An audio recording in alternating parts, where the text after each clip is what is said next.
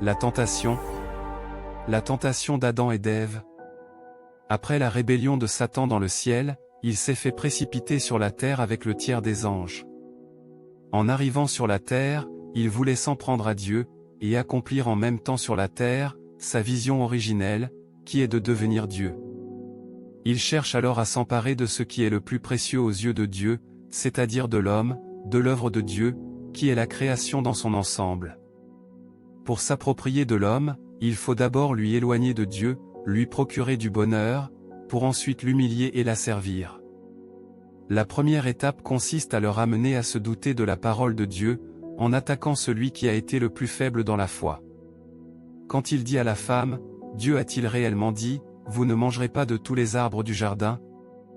Il leur promet quelque chose qu'ils ne connaissaient pas encore, car cela n'a pas encore été donné aux hommes, la connaissance du bien et du mal, parce qu'il sait que personne ne peut choisir de faire le bien en dehors de Dieu s'il a cette connaissance.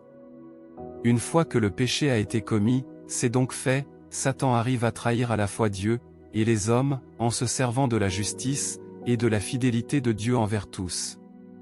Cette tentation nous a appris, qu'il ne faut en aucun cas s'éloigner des ordonnances de Dieu, qu'on doit avoir de la crainte de Dieu dans tous nos actes, que même le goût délicieux d'un simple fruit, peut conduire à la catastrophe.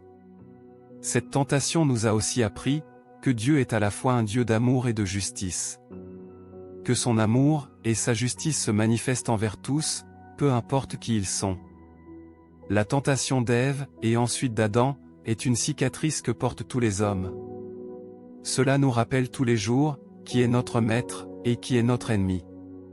Combien nous devons toujours nous attacher à notre maître, et s'éloigner de l'ennemi.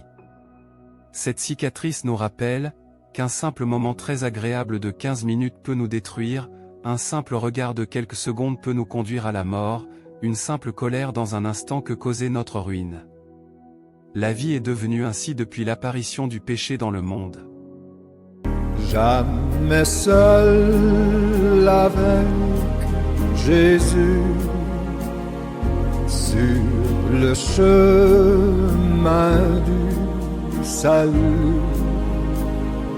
Dans sa main, il tient ma main et je suis bien.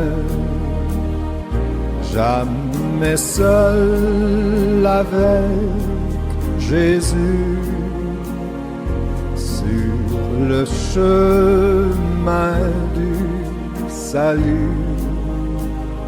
Sa voix me dit ne crains rien, il me soutient.